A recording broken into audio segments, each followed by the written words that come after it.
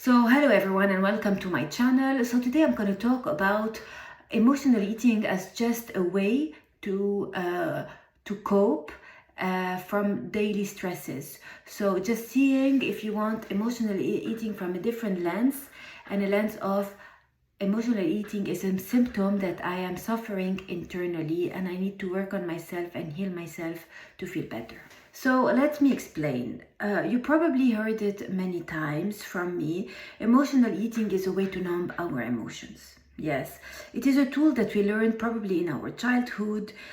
Maybe think of your earliest memory when you were eating in secret, feeling the guilt and the shame of having eaten so much. And maybe think of what were the circumstances at the time, and what was happening in your life, what was happening with your parents, etc. Because I actually say that we usually get our eating behaviors from our parents, specifically from the mom or the person that took the role of the mom. And just think of that. So when you first started your, if you want, emotional eating, what was your mom kind of struggling in her life? Was she giving you the attention that you wanted?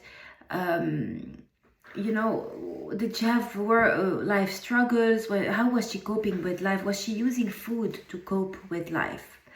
And then you will have an idea of how it all started for you. When you have this self-awareness, you will probably realize that also for you it was a defense mechanism. It was a tool. It was not gluttony.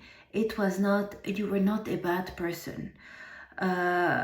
Maybe you were just a person suffering in some shape or form and trying to heal through food. And it is not surprising because food has been used in many cultures to heal. It's one of the only thing we can control in our body, and there are so many foods that are used to heal, etc. So it could be normal that you used food to heal yourself. But as much as food can heal you, it can also be used in your detriment. And it's probably, or most what I'm thinking of and talking about, it's emotional eating. Why do we eat when we are not well? Well, for so many reasons. Because food is reliable, food is available, food is cheap, food is a quick fix. Food can modulate your brain, hormones, neurotransmitters release, etc., like the dopamine, serotonin, the happy hormone, the reward hormones, etc. And you probably heard it many times from me. When you eat emotionally, you're going to end up with two problems. The first one, the reason why you ate emotionally, and also the fact that you did eat emotionally. But that it doesn't mean that you have to shame or guilt yourself. It just, if you want a tool to think of other ways, of other things that you can do. Now we know the problem, we know the issue, we know the behavior. I eat when I'm feeling bad. Now let's think of solutions to help us. So next time you eat emotionally, I'm just going to give you some do's and don'ts. Of course, just use it at your own discretion. I'm not here to give you like a tool or a to-do list or things like that. I'm not here to shame or guilt you into being a perfectionist or whatever. I'm just giving you things that worked for me. Next time you eat emotionally or you do a binge, don't hate yourself. Don't blame yourself. Don't restrict. Don't control your income of food. Don't go and try to throw up. I know it's really hard. I know it's really hard to do it. Easier said than done, how they say it. Of course, if you're a bulimic person or even anorexic, or you do restriction and binge, this is out of my scope. I would of course recommend to go and see a therapist for that. But just in general, come from a positive place. Don't go into shame, hate, and don't restrict, because then you're going to continue the vicious cycle. Binge, restrict, binge, restrict, binge, restrict. What you should do, or what I recommend, what worked for me to do instead, do analyze why, what triggered you, what happened before the binge or the emotional eating event. Do realize that it was a way to protect yourself. you are trying to help yourself, but it's not working, you're gonna find other tools. Do ask yourself if you actually needed the protection at this time. So, for example, if you ate just because someone made fun of you, you were like in a social event, someone made fun of you, you didn't feel well, you didn't respond, afterwards you went and did some emotional eating. Maybe it was actually your inner child that was reminded that in your family you were used as the scapegoat and you didn't have a way to escape and you were like kind of used. But just think, am I still this person? Am I out of the situation now? Is my inner child reacting more because it's being triggered? And what can I say to my inner child to comfort them?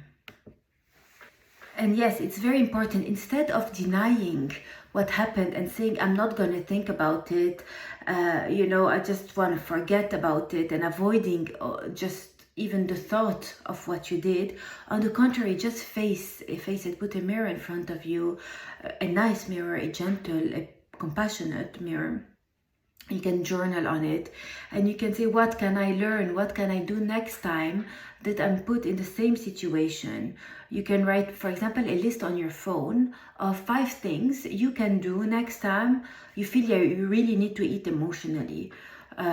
So it can be really, and 5 things that are as quick and as accessible and as easy as eating. You're not going to say, I'm going to go to the gym if you never trained, So it could be something like, I'm going to call a friend, I'm going to listen to music, I'm going to do some breathing exercise, I'm going to do some journaling, etc. And have faith that with time and practice, emotional eating will actually decrease. If you work on it, I really promise you, in 6 months or so, you will find yourself in the same situation where you used to eat emotionally and this time you didn't. But what I can say to you, it's not a quick fix. It's like when you learn a new language. It's gonna take time, but you will do it. It's gonna be there. And then once you know it, once you know how not to eat emotionally, you cannot unknow it. So that's what I think you should do. And I guess my question for you is, are you up for the challenge? Yes or no? So in conclusion, when you see people or when you see yourself eating emotionally, binging, overeating, just don't come from a judging place. Come from a compassionate place. You are trying to help to protect yourself. So it's probably a sign that internally you're suffering, you're not happy. Try to understand what happened. What is it? What am I trying to protect myself from? And what can I do instead? And then slowly with time, you really, I promise you, you're gonna see a lot of results. As always, I want to extend some wishes to you. May you use your emotional eating and binge times as a way to know and understand yourself. And may you create new tools that will help you cope with life in a better way than food.